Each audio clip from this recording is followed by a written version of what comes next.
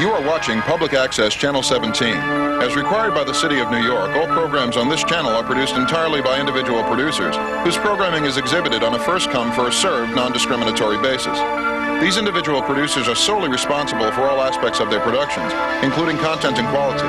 Producers are also responsible for all production costs and contracting for production facilities. In accordance with government laws and regulations, Manhattan Cable Television cannot in any way control the content and quality of the program you are about to see, and therefore cannot take responsibility for this programming. For information on producing programs for public access, write to Manhattan Cable Television's Programming Department, 120 East 23rd Street, New York, 10010, and request a Community Programming Handbook. Over here, the name of the program is Stimulus. Have I got a guest for you? So you sit tight, stay where you are. He's one of the most erudite, intelligent people I know, and his name is Isaac Asimov. He is the noted author. He has been writing now for some 35 years, and during that period of time, he has published some 350 or so titles. He covers a wide range of subjects. He writes in the areas of fiction and nonfiction. Let's take an example: science. Take astronomy, biology, chemistry, mathematics, you name it. Well, he has written books in those groupings. He's written them for preschoolers, and he's written college textbooks. In addition to that, he has written a book about the Bible, the Old Testament, the New Testament. He's written a joke book. He writes murder mysteries. My favorite happens to be Murder at the ABA. He is best known, though, for science fiction, and if you remember the Foundation series, well, these have been translated into any number of languages and probably have sold something like hundreds of millions of copies throughout the world. But it wasn't until recently that his name appeared on the bestseller list. Something like 3 years ago, he brought out a book titled Foundation's Edge. That was a bestseller. Then, about a year and a half after that, he brought out a book titled Robots of Dawn.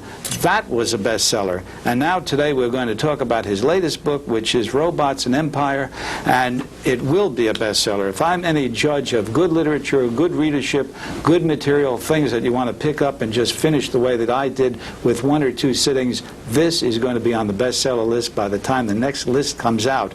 So you stay tuned, stay where you are. You're going to meet Dr. Isaac Asimov in a moment. My name is Bob Warnick. We'll see you in a second. Here and with me today is Dr. Isaac Asimov. We're going to talk about a lot of things that he's done. We're going to concentrate for a while on one of his most recent books called Robots and Empire. Dr. Asimov, how you doing? Bob. I think I saw you in this seat over here about a year or so ago when we did another program. You probably did see me here, because here is where I was. That's where you were. And I had, I must say, somewhat of misgivings about doing the program because it was shortly after your operation.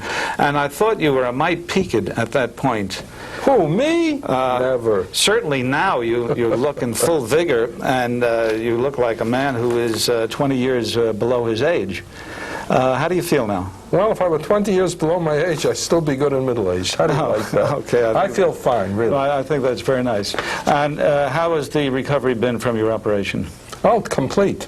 Complete. After 2.5 months, I was myself again in every possible way, except I was a little bit older.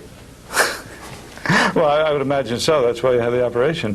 Has it put any crimp in your style? As far as writing is concerned, no. I've continued writing it at the same old pace. Relaxes me. Well, I would imagine that your writing has speeded up. Well, it seems so, but that's because in recent years I've done a number of anthologies, and an anthology, while it takes up time, doesn't take up as much time as writing a novel does. So I would say in the last 5 years I have helped edit 80 anthologies. Oh, boy. As of this date, as of this moment, how many titles would you say you have published? Oh, I can give you the exact number. It's 333. 333. I said yes. 350. That's all right if you'll wait a few months. Oh, well, by the time the tape comes out, you probably will have reached that level. Your latest book, Robots and Empire, which I said I think is destined to be on the bestseller list. How long did it take you to write this? Oh, about nine months, I should say. Really? In the old days, it used to take me 7 months to do a novel, but now they're longer. So it takes me longer than 7 months. Well, did you do others while you were working on this? this? Oh, yeah, I have to, yes. Yes, I always take time out now and then to rest a little, so I write something else. What was the decision to write this book? Robots and Empire? Yeah. Well, several years ago, Doubleday said they wanted me to start writing novels again. I laid off novels mostly for something like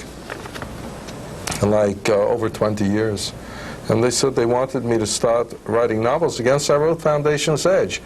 And that was my first bestseller. And as soon as Doubleday saw that, why, they sort of snorted and breathed fire and all that, and they said from now on, Asimov, a novel every year. So I wrote Robots of Dawn, then I wrote this. And now I'm working on another book called Foundation and Earth, which will be out next September. Oh, well, we'll have to talk about it at the time it comes out. You mentioned your publisher, Doubleday, and Doubleday requested that you write this. Do you write only now when a publisher makes a request or puts money up front? Oh, well, it's not so much the money. There are two ways in which I can write. I can either decide I want to write a book, or put together a series of smaller pieces to make a book, and then walk into one of my publishers and say, I would like a contract for this, and then they give it to me. Or else they come up with an idea, and if I like that, they give me a contract right away to make sure I don't change my mind, and then I write that. In this case, I get the contract in advance, because they don't want me to chicken out. Do you think this is going to be on the bestseller list? I don't dare think that. I never think that. I think it's like saying that I'm going to be pitching a no-hitter. Might jinx it, who knows? I hope it'll be on the bestseller list, but if it isn't, Doubleday has promised not to kick me out of the publishing house. All right, well, let's talk a mite about your book, and can you give us just a brief outline of what it is? And I'd like to ask a few questions zeroing in on this. Okay. There were 3 books, which are usually referred to as my robot novels: Caves of Steel, Naked Sun, and then after a 25-year hiatus, The Robots of Dawn, and they all dealt with a detective, an Earthman detective, Elijah Bailey, and a robot helper, R. Daniel. And each time they solve a murder mystery, which has a great deal of implications as far as Earth's welfare is concerned. And they're real murder mysteries, and they're also real science fiction books. This is the 4th book in the series, but it takes place 200 years after the other 3, and Elijah Bailey is now, alas, dead, although he shows up in flashbacks. However, R. Daniel is still alive, and he's the real hero of this one. You seem to have an abiding interest in the field of robotics and human form robots. Do you think this is just a writer's idea, or is there ever a possibility that we might see something of this sort? Well, I started writing robot stories way back in 1939, Bob, and now, 40 years later, more than 40 years later, almost 50 years later, we're about where I was at the very beginning of my robot stories. And they're on time, because my robot stories began like in the 80s and 90s. So that if we keep on going, why, in a few centuries, we'll have humaniform robots. But I don't necessarily claim that I'm absolutely exact as a predictor. All I'll say is that so far, the real-life developments of robots has matched my fanciful stories written when I was a teenager. All right, well, let's suppose that in decades, centuries to come, humaniform robots will be an ordinary thing around the household. What would we need for this? What do we need for it to happen? What do we need? A source of energy? Do we need new computers to be developed, or speedier computers? Yes, we'll need much better computers than we have now. And we'll have to have some compact source of long-lived energy. If we can possibly have microfusion generators, that would be delightful. I haven't the faintest idea whether such a thing would be possible or how it could be obtained. I never go into that in my stories. I always assume they've got an energy source, and no one talks about some super battery, you know. But those are the 2 main things: a sufficiently advanced computer and a sufficiently advanced energy source. Except for that, everything is just engineering. One of the things you are well known for in your books is that you have an exceptional clarity. Even people such as myself who are not familiar with science, various aspects of it, can understand after reading. What is microfusion? Oh, well, A source of fusion energy is something in which hydrogen atoms are fused together to form helium. That's what keeps the sun going. Well, I imagine that if they ever really get a huge power plant which will actually have fusion as its energy source, it'll be an enormous thing. But I look into the future when you can perhaps have some fusion reaction going on in something no bigger than a battery, and you just shove it into your robot and close the door after it, and it'll keep on going for a couple of centuries, and you don't have to worry about energy for that period of time. After a couple of centuries, you replace the battery. Well, let's suppose that something of this sort actually does develop, and let's suppose that there, however we do it, we can put emotive feelings in these intelligent robots, and they do look like humans. Why would we need humans? I mean, they would sell like what is supposed to be hotcakes. I mean, what guy wouldn't want to have his own robot, or an own woman robot? What wouldn't want to have her own guy robot? Well, for one thing, robots like that would be extremely expensive, whereas human beings are worth nothing. I mean, you make your own in the usual way. And then secondly, the robot brain will never work exactly the same as the human brain. Even if the robot is just as intelligent as the human being, it'll be intelligent in a different way, so that it can do things you can't do, and you can do things it can't do. And what you actually want is not to talk about replacements, but about cooperation. Because if you have one and one, it's not a question of which one is going to be supreme. What you just have to concentrate on is the sum is 2, which is greater than either one. Why couldn't robots then take over the galaxy? Well, it depends. My robots wouldn't want to, because my robots work for what they conceive to be the good of humanity. And if they were in charge of the galaxy all by themselves, there'd be important deficiencies in the manner of intelligence they have, which would make them less efficient at conducting a galactic society than human beings would be. Human beings would be less efficient in some ways than robots. The two together would run a proper society. Harmony. Bob Warnick over here. The name of the program is Stimulus. I'm talking with Dr. Isaac Asimov, and we'll be back in a few moments, so you just stay where you are. Don't miss anything. More Isaac Asimov to come. How do? We're talking to Dr. Isaac Asimov, and I'm talking about his latest book, Robots and Empire. We were just talking about robots expanding, possibly taking over the galaxy. There must be some way to keep this from happening, in addition to what you just said. Are there any guidelines to keep robots in tow?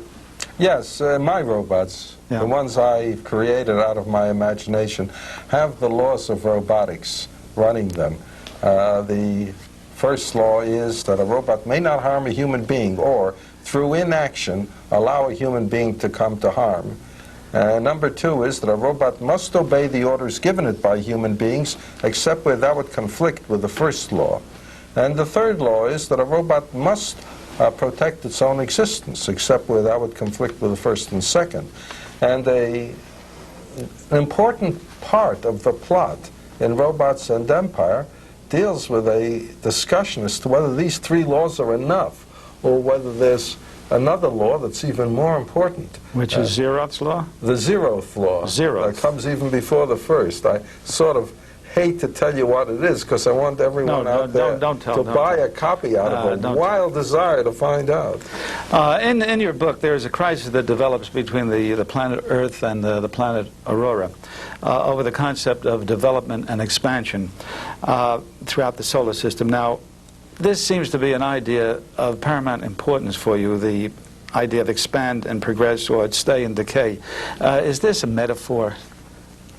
Well, in a way it is, because, you know, human beings grow. As long as they grow, they're young. Once they stop growing, why, they continue on a plateau, but eventually they must decay and die. And this may be true of societies too, that growth means vigor. and stasis means inevitable decay. I'm not sure. That's the way it seems to me. But the argument between Earth in my stories and the spacers, the people on other worlds that have been settled by Earthmen, goes through all 4 of my robot books, gradually developing. And as a matter of fact, there's room for a 5th one, in which I resolve that dispute, finally. And then these robot novels melt into my Empire novels, of which 3 have been written, which in turn melt into my Foundation series, of which 4 have been written, and a 5th is being written. So I'm going to end up with a series of books, 14 or 15 novels, all of which fit into a single history. You realize how in awe of you people are. This is better than standing and looking at the Grand Canyon, that such intelligence and imagination comes from the mind of one person. There's no answer to that, no answer to that. A while back, you married J.O. Jepson, who is an author herself. Right, and the psychiatrist. Right, psychoanalyst and psychiatrist. Has that union affected you in your writing or any of your attitudes about writing? Oh, sure. It's made me happier so that I write easily. In addition to that, have you been analyzed? Oh, no, no. My wife won't touch me. I mean, she won't. In that way, she won't touch me. But we work on books together. You know, she has put out 2 novels with Houghton Mifflin, and recently a book of short stories called The Mysterious Cure and Other Stories with Doubleday. But what we do together is, for instance, an anthology called Laughing Space with Houghton Mifflin, which is a collection of humorous short stories, and my favorite of all the things she does, the Norby books. They're books for youngsters, science fiction stories for youngsters about a kind of teenage robot, in a sense. That he's much older than teenage, but he's got a teenage character. And of course his owner, who's also a teenager, and the adventures they have. We've had Norby the Mixed Up Robot, #1. Then we've had Norby's Other Secret, #2.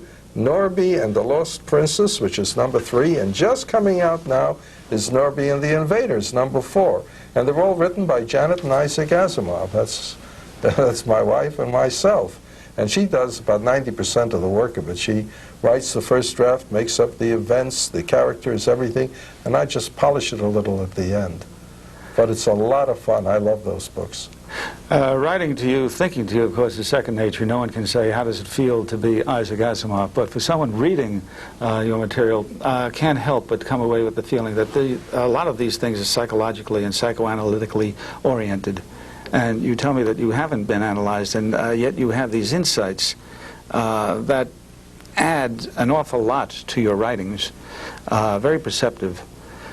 Oh, well, you know, I've been living in this world a little over 30 years, and I have a chance to observe people, and I do my best to look at them with the thought in mind that if I can see how they tick, maybe I'll be able to produce characters that tick a little more realistically. How I succeed, I don't know. And then I read books, too, and learn from that. And finally, I've got an imagination, and I have no hesitation whatsoever in making up things that sound psychological, psychoanalytic, and heaven only knows if I'm right. More right than wrong, I would say. You are said to have a photographic memory, is that so? Not really. I've got a very good memory, but it's very selective. The things I have to remember, I remember forever. Other things, like my telephone number, I'm liable to forget. Oh. Well, say you're walking along the street, a thought comes to you, an idea comes to you, a scene, a conversation. What happens to that dialogue? Oh, nothing. I just record it in my mind, and whenever I want it, it's and there. then you just never take notes. Just let it go out like that. Yeah. Oh. It even works if I wake up at night and think of something. I just quietly go back to sleep. In the morning, I've still got it. Oh, what a gift! It's very what convenient. A gift. Do you ever let Janet Jepson read your works while you're working on them? No, never. In fact, it's with the greatest reluctance I allow my editors to read them. Your wife's middle initial is O, and I have a feeling that it's something for Oliphant or Ogilvy. Nope, it's Opal. Opal? Yes, because she's a jewel. I think that's absolutely wonderful. Gosh, why didn't I think of that? And talking about names, you have the most intriguing names, and names that one cannot find in any telephone directory. And this book, names such as Fastolf, Giscard, Daniel, Gladia, Amadiro. That's a trick I picked up from Maxwell Grant. He wrote The Shadow. I don't know if anyone is still alive who remembers The Shadow in the old days in the 1930s. Lamont Cranston? Lamont Cranston, that's it. Anyway, he always used names that are perfectly easy to pronounce, but don't really exist. I think he did that to avoid any question of invasion of privacy.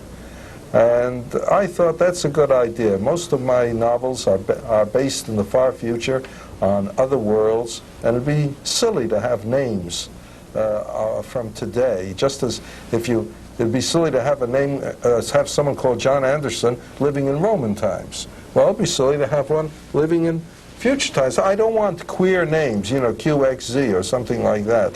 Hello, Mr. Quix. So I have names that are easy to pronounce, but aren't like anything that exists now. And I do the way Maxwell Grant did for The Shadow. I find that these are rather easy to remember. I read books sometimes that have 10 or 20 people, names in there, and I have to go back and keep checking whose name is this and who is that personality. In your book, I find that this flows very easily, and that there's somehow a built-in mnemonic code that makes me remember who the character is and associate with that particular name. Now, you're a very amiable reader. I hope other readers are the same. I'm certain that they do, and you would be surprised at how many people out there do read your material, and I am besieged with requests from the people I work with. What? Oh, come on, get me his autograph. Oh, well, that's easy enough, Bob. Oh, what is Nightfall? Well, Nightfall was the first story I wrote that made a real hit. It was the 14th story I wrote. But of the earlier stories, some I never sold, and some I did sell, and they were published, but they were somewhat forgettable. But Nightfall, which appeared in the September 1941 issue of Astounding Science Fiction, was a hit. In fact, these days, whenever people vote for the best science fiction story ever written, Nightfall almost always wins.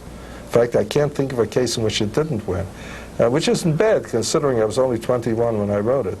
But that's why, for instance, my personal corporation is Nightfall Inc., because Nightfall was, in a sense, the foundation of my literary success. Well, and I was a bit inaccurate when I said that your career spanned something like 35 years, because if you wrote Nightfall when you were 21...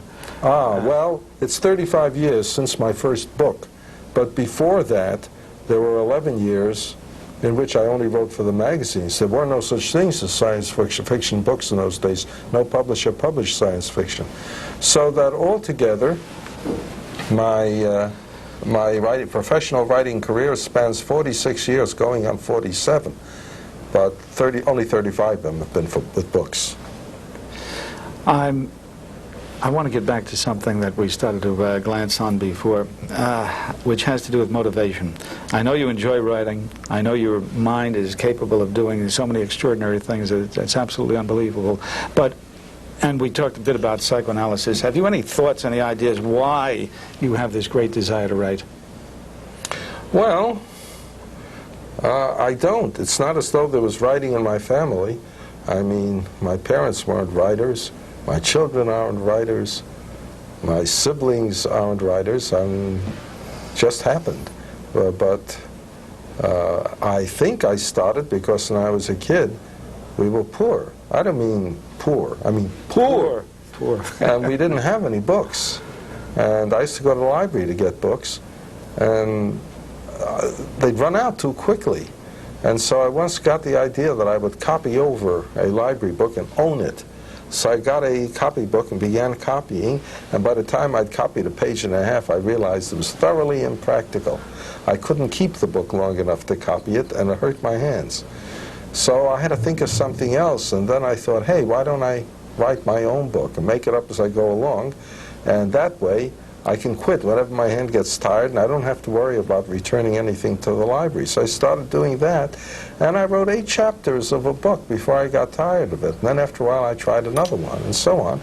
And after I started when I was 11, and after I'd been working for about 7 years, so, hey, why don't I finish one of these things and submit it to a magazine? So I did. It was promptly rejected, but I kept to it. And after 4 months, I sold the 3rd story I had written to Amazing Stories, and it appeared in the March 1939 issue of Amazing Stories, which hit the stands on January 9th, 1939, so that on January 9th, 1989, which isn't too far into the future, I'll celebrate my golden anniversary as a professional writer. How this can happen to a guy who's only a little over 30, I don't know. It's very difficult. Time travel is doing it.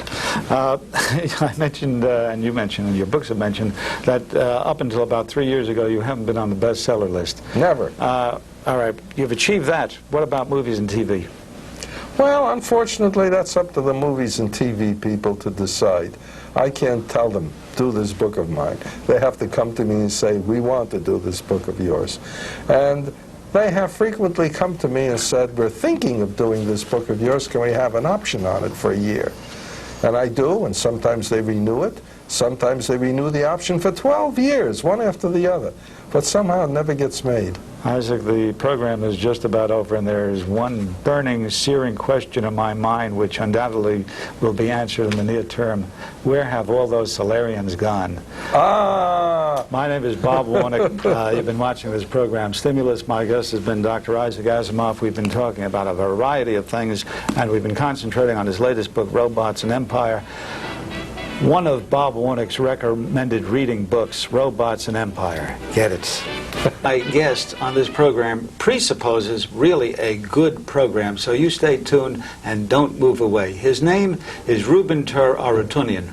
Ruben is an award-winning